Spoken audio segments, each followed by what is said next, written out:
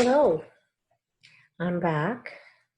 Just twofold. I've had some interesting conversations in the past couple of days and thought that maybe I might give people something to think about with Samhain coming up. Maybe some things that we could work on and enlist the help of our ancestors with as the veil comes closer to being more open and allowing that communication to be more effective. And also to mention that we have a pretty exciting presentation that we're going to be using as our launch video, our official launch video. Have a guest speaker, and we're going to have a decent conversation. And I think we're going to keep it a surprise guest visitor for now. Because I haven't had their permission to divulge name just yet. So that being said, I'll go ahead and talk about what's been on my heart and on my mind.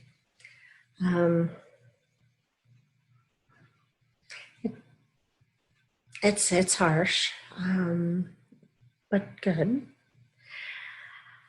I'm feeling a lot. I'm feeling a lot of the weight and how some people aren't quite ready or able to disperse the weight.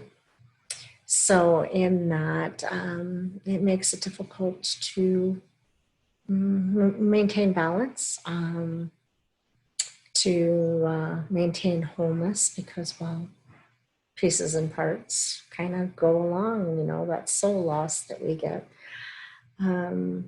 We've had a lot to deal with in the year 2020. By the way, it is October 20th, 2020. I forgot to mention that. I just think that coming to terms and reconciliation with all the different emotions we've had. My grandfather used to say the good, bad, and the ugly, you know. I think that was a Clint Eastwood movie back in the day. And my grandfather used to just talk about everything, the whole caboodle, the good, the bad, and the ugly. Just transparency, all of it reconciled or none of all. Anyway, finding a lot of people that are in judgment of themselves, feeling like maybe they're not coping as well as this one over there or that one over there, and feeling like, I guess just even before COVID, we were all that way. We were competitive and comparative, and that is such a pitfall as humans that we fall into. We need to be able to be exactly who we are. Shining our brand of light at our spectrum, at our level of brightness. Sometimes it's good to be dim because some people could be blinded by the light, right? And other times it might be wonderful to be bright, and other people are saying, tone it down. No, don't do that either, because there's going to be someone in a deep, dark rabbit hole trying to get through all the tunnels and find their way. And if it weren't for your bright, bright, bright light, they may never have found their way out. So we never know what another may be needing, whether it be a human other or a non-human other. We are all connected, and we interdependent, and we feed each other, and at least we should. And we should meet each other well. So self-judgment and self-criticism, there's not enough room for that right now. We need to be gentle and kind with ourselves and with others. I find some are being very harsh and judgmental of other people, perhaps because it is a reminder of what they once were, and are embarrassed of, or don't want to go back to, don't want the reminder, or it's something that they haven't quite put aside and they're hiding, trying to hide even from themselves. So but if you catch yourself judging others, take a look. Um, like that whole pointing the fingers thing, when you got that one pointing out, you've got 3 more looking back at you. So don't you be judging and pointing fingers. Take a look at yourself if you find yourself in that state. Trusting yourself and your instincts too is a good thing. Like I said, we never know when we're going to be needed to facilitate and help another, or to receive help from another. And we need to be in tune for that to be able to really facilitate well.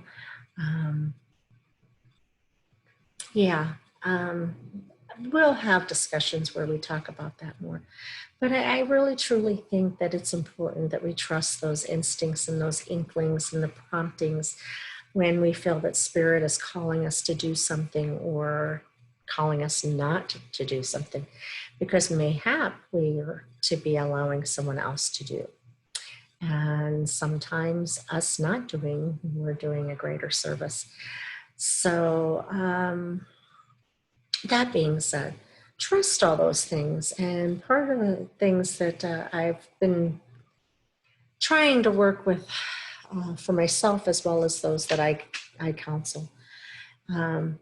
Again, Mage, you will get used to this. This is a mainstay around here. If I'm sitting, she's sitting on my lap. So, oh yes, journaling. So when you're getting these inklings and these promptings and the sensations, whether it be, I call them spirit chills, because I know that it's confirmation from spirit. Sometimes you'll get goosebumps or just a shiver, or it feels like ice going through your veins, but not creepy. Those things there. Start writing those down. And if you're having something in your mind where you have this implication of something, write that down too. And then as the thing comes to pass, go back. What was your implications? What was, or should I say indications, sorry. What were the indications? What were the promptings? What were the feelings, the sensations? Was it smell? Was it taste? Was it touch? Was it hearing? And okay. And then start keeping note of that, and you'll start to see that those things tend to always mean, or that they are working toward that becoming that language. So then that brings you into learning your own body's energy language. How do you react if someone says or does a certain thing? Do you get an upset stomach? Do you get queasy? So on and so forth. How does it sit with you? Do you get tight in the shoulders and neck? Does your low back feel like somebody just beat you with a ball bat? Things like that. And starting to see the synchronicities and starting to see the communication of the pre and the post happening, sensations. And keep record of that. It'll come in handy in learning and understanding how spirit communicates with you, as it's learned how you communicate with you, with your higher self and body, your mind and your soul and your heart and your emotions, and how all those things communicate with each other through your body, your biome. So I don't know. I just think that it's important that we all understand that we need to be less judgmental toward ourselves and others, and more open to giving and receiving, and being that channel for that to happen. I guess I don't really want to say a whole lot more other than please know that each and every one of you is of value. Trust me, you are seen, you are heard, you are felt, you are loved. And when I pick up from the collective, I immediately hold space and send healing energy to those circumstances. And sure enough, a lot of the time I get a message, a phone call, what have you. And then I've already been applying that, or perhaps somebody will come in for a healing or a reading. Cat got down. And that's already been in play. And that can happen for all of us. I'm not set apart or above anyone. I just have been able to work with and understand my indicators, what they mean, and how to utilize it. And we're hoping that through this channel, we'll be able to help a lot of you to achieve those things too. And those of you that have already achieved it, to be able to share your experiences too.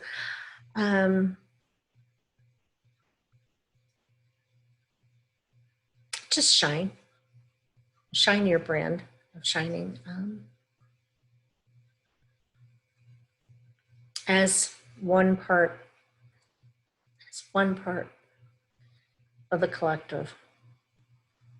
My biome, the biome of Jamie, is but a small fragment of the biome of humanity. In humanity, just a small part of the biome that is known as Earth. So I guess what I'm trying to say is do your part, shine. And like we said, you never know if someone's in that deep tunnel or if it's too much.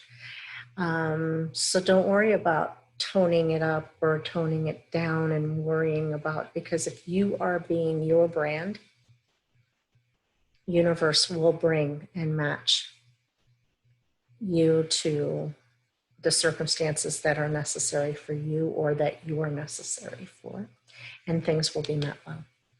So shine on so that Mama Earth can be full spectrum and healthy and whole, and returns everything to wholeness. And it all starts with each of us tending to our own. So with that being said, I love you. Be good to yourselves. Good. And I will let you know when we're going to be on for the selling program. I'm excited. Thank you for being here, and I hope to be able to serve you for quite some time. Take care.